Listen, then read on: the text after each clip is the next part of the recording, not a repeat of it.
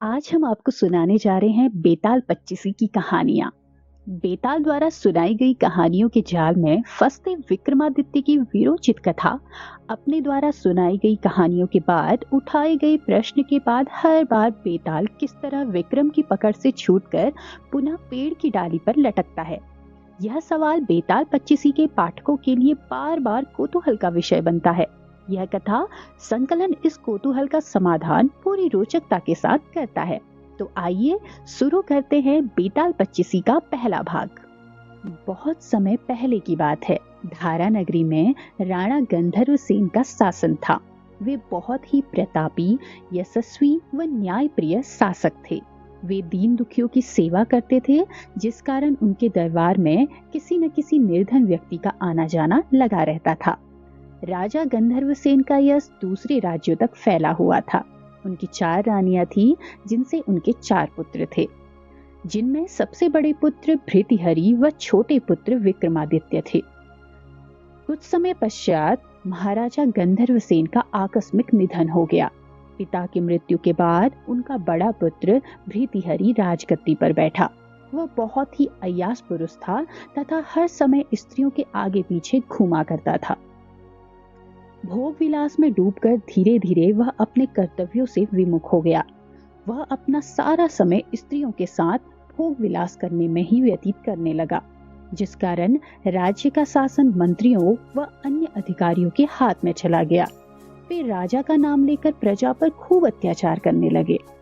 मंत्रियों व अन्य अधिकारियों के अत्याचारों व मनमानी के कारण प्रजा त्राहि त्राहि करने लगी तथा सभी ईश्वर से प्रार्थना करने लगे कि हे प्रभु, हमारी मदद के लिए जल्द से जल्द कोई फरिश्ता भेजो, जो हमें इन दुष्ट मंत्रियों से बचा सके तथा हमारे राज्य में सुख समृद्धि लाए।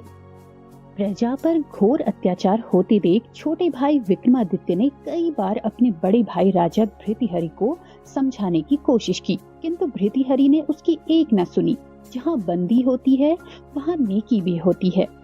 राज्य में जहाँ भ्रष्ट और बेईमान मंत्री थे, वहीं दूसरी ओर उनमें से कुछ नेक व ईमानदार दरबारी भी थे, जो इस पूरी व्यवस्था से बहुत दुखी थे तथा मन ही मन किसी अच्छे शासक के आने का इंतजार कर रहे थे। वे लोग विक्रमादित्य से परिचित थे। विक्रमादित्य अपने पिता की तरह यशस्वी, प्रतापी व न्यायप्रिय पुरुष थे। एक दिन वे सभी लोग विक्रमादित्य के समक्ष उपस्थित हुए और हाथ जोड़कर प्रार्थना करने लगे कि हे राजन, आप किसी भी तरह विद्रोह करके राज्य को हथिया लें, हम सब आपके साथ हैं। जब विक्रमादित्य को पता चला कि दूसरे छोटे छोटे राज्यों के शासक भी धारा नगरी पर आक्रमण कर उस पर अपना अधिकार करने की सोच रहे हैं, तो उन्होंने विवश होकर अपने भाई के खिलाफ ही विद्रोह कर दिया। इसमें राज्य की प्रजा, सेना व वफादार दरबारियों ने उनका साथ दिया और देखते ही देखते राजा भृतृहरि का तख्ता पलट कर दिया गया। उस गृह युद्ध में राजा भृतृहरि के साथ साथ सभी भ्रष्ट और बेईमान मंत्री भी मारे गए और विक्रमादित्य जी ने शासन की बागडोर संभाल ली। विक्रम ने सुयोग्य मंत्रियों और अधिकारियों की नियुक्ति की तथा प्रजा का भी पूरा ध्यान रखा। विक्रमादित्य ने राज दरबारियों की योग्यता अनुसार उन्हें राज दरबार में स्थान दिया। विक्रमादित्य का मुख्य उद्देश्य अपनी प्रजा को सुख सुविधाओं से परिपूर्ण करना था। प्रजा की स्थिति जानने के लिए वे अक्सर रात को अकेले ही वेश बदलकर महल से निकलते और उनके दुख दर्द का जायजा लेते। राजा विक्रमादित्य का न्याय दूर दूर तक प्रसिद्ध था। उनके दरबार में जटिल से जटिल मामला आता था, लेकिन वे दूध का दूध व पानी का पानी कर उचित न्याय करते थे। वे केवल अपने राज्य की प्रजा से ही प्यार नहीं करते थे, बल्कि आसपास के राज्यों पर भी उनकी दृष्टि रहती थी कि कहीं कोई राजा अपनी भोली भाली प्रजा पर अत्याचार तो नहीं कर रहा है। यदि कोई ऐसा करता था तो राजा विक्रमादित्य सबसे पहले तो उसे चेतावनी देते थे और इस पर भी यदि वह नहीं मानता था तो उसके राज्य पर आक्रमण कर उसे अपने अधीन कर लेते। इस प्रकार वे चक्रवर्ती सम्राट कहलाने लगे। राजा विक्रमादित्य के राज्य में एक ब्राह्मण रहता था। वह देवी का बहुत बड़ा भक्त था। हर समय देवी की उपासना में लीन रहता था।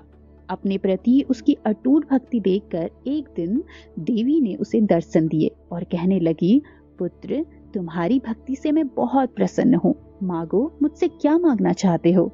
देवी माँ के साक्षात दर्शन पाकर ब्राह्मण फूला न समाया और हड़बड़ाहट में कहने लगा, माँ, आपका दिया मेरे पास काफी है, अब मुझे किसी चीज की आवश्यकता नहीं है। लेकिन वत्स, जब मैं तुम्हारे सामने प्रकट हुई हूँ तो तुम्हें कुछ न कुछ तो मांगना ही पड़ेगा। जब ब्राह्मण को कुछ न सूझा तो उसने देवी से अमर होने का वरदान मांगा। देवी ने उसे एक अम्र फल दिया और कहा, इसे खाकर तुम अमर हो जाओगे। इतना कहकर देवी वहां से चली गई। देवी के दर्शन पाकर ब्राह्मण खुशी से झूम रहा था। उसने अपनी पत्नी को बुलाया और उससे कहा, प्रिय, देखो, आज मुझे देवी माँ ने दर्शन दिए थे और वरदान स्वरूप उन्होंने मुझे ये अम्र फल भी दिया, जिसे खाते ही मैं अमर हो जाऊंगा। पति की बात सुनकर पत्नी बहुत खुश हुई, लेकिन अम्रफल के बारे में कहने लगी, प्रिय, अमर होकर क्या करेंगे? हम लोग तो एक साधारण से इंसान हैं। साधारण प्राणियों के जीवन की सार्थकता तो इसी में है कि हम यथासंभव मृत्यु को प्राप्त होकर ईश्वर की कृपा से मोक्ष प्राप्त करें। अतः मेरे अनुसार तो यह अम्रफल किसी महान, प्रतापी व यशस्वी शासक को खाना चाहिए, जो अमर होकर युगों युगों तक अपनी प्रजा की रक्षा कर सके। पत्नी की बात ब्राह्मण को अच्छी लगी और वह तुरंत बोला, प्रिय, क्यों न यह अम्रफल राजा विक्रमादित्य को दे दिया जाए। इसे खाकर वे हमारे राज्य व प्रणाली की राजाओं से रक्षा करेंगे और इस प्रकार हमारे राज्य में चारों ओर खुशहाली होगी। पत्नी ने भी हाँ कर दी। दोनों की आपसी सहमति होने के बाद ब्राह्मण राज दरबार गया और जाकर राजा विक्रमादित्य को पूरी कहानी सुनाई। महाराजा ने ब्राह्मण की कहानी सुनने के बाद वह अम्रफल ले लिया और उसे थैली भर स्वर्ण मुद्राएं देकर विदा कर दिया। ब्राह्मण के जाने के बाद महाराजा विक्रमादित्य ने गहराई से उस अम्रफल के बारे में सोचा और यह निर्णय निकाला कि अमर होना कोई बुद्धिमत्ता नहीं है। इस संसार में जो व्यक्ति जन्म लेता है उसे एक न एक दिन अवश्य मरना पड़ता है। लेकिन प्रश्न यह उठता है कि इस अम्रफल का क्या करें। काफी सोच विचार के बाद उन्हें यह ख्याल आया कि यह अम्रफल अपनी रानी चंद्रप्रभा को दिया जाए। उन्हें वे दिलो जान से प्यार करते थे। राजा की और भी रानियां थी, लेकिन चंद्रप्रभा से वे अधिक स्नेह करते थे। वह रानी भी राजा पर अपने प्राण न्यौछावर करने के लिए हर समय तैयार रहती थी। सो यही सोचकर राजा विक्रमादित्य रानी चंद्रप्रभा के कक्ष में गए और उन्हें अम्रफल देते हुए बोले, प्रिय, आज मैं तुम्हारे लिए संसार का सबसे कीमती उपहार लाया हूँ। फल को देखकर रानी आश्चर्यचकित हो गई और कहने लगी, प्राणनाथ, यह तो एक साधारण सा फल है।